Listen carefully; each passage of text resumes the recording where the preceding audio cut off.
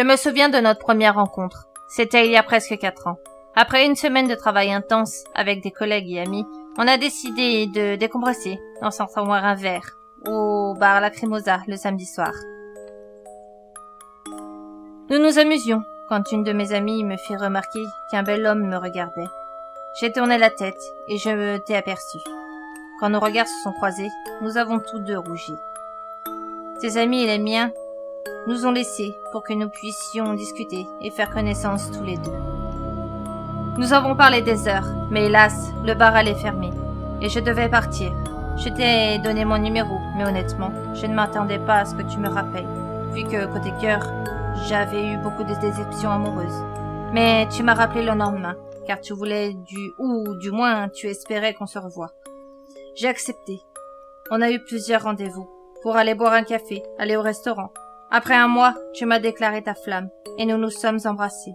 Je ne saurais l'expliquer, mais j'ai senti que tu serais le grand amour de ma vie. Après ces événements, tout est allé si vite. 3 mois après le début de notre relation, on s'est installés ensemble. Ta famille et tes amis m'ont accueilli à bras ouverts. J'étais et je suis toujours très heureuse. Au bout d'1 an, tu m'as fait ta demande en mariage et j'ai accepté tout de suite. Tes parents et ta sœur nous ont aidés pour les préparatifs du mariage et ont insisté pour choisir le prêtre qui nous marierait. J'ai accepté sans broncher pour ne pas les décevoir. Ils ont fait appel à un prêtre qui avait marié pratiquement toute ta famille.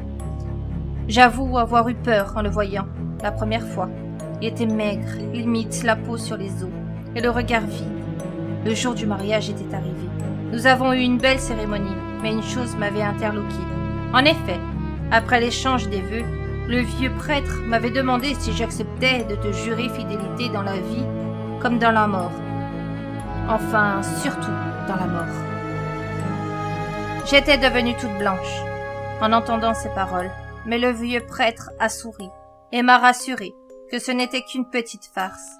Tout le monde a ri, et j'ai ri aussi, même en ayant la boule au ventre. Mais après tout est passé et je t'ai juré fidélité. Nous vivions le parfait amour. On a même commencé à parler enfant. Mais il y a environ 1 an, j'ai reçu cet horrible appel. On m'a dit que tu avais eu un terrible accident de voiture lors de ton retour après le travail. Je me suis dépêchée d'aller à l'hôpital. Tes parents étaient déjà là. Ils m'ont rassurée en m'annonçant que tu n'avais rien. Et le médecin a confirmé leur dire. En effet, il t'a gardé quelques heures en observation et tu es rentrée à la maison. Après cet événement, j'étais paniquée, encore plus qu'avant, à l'idée de te perdre. Et tu m'as promis que ce ne serait pas le cas. Et tu m'as rappelé nos promesses lors de notre mariage. Tu vois, mon amour, tu sais que je suis très heureuse avec toi, mais s'il te plaît, mon cœur, quand tu perds un de tes membres, je te prierai de les ramasser.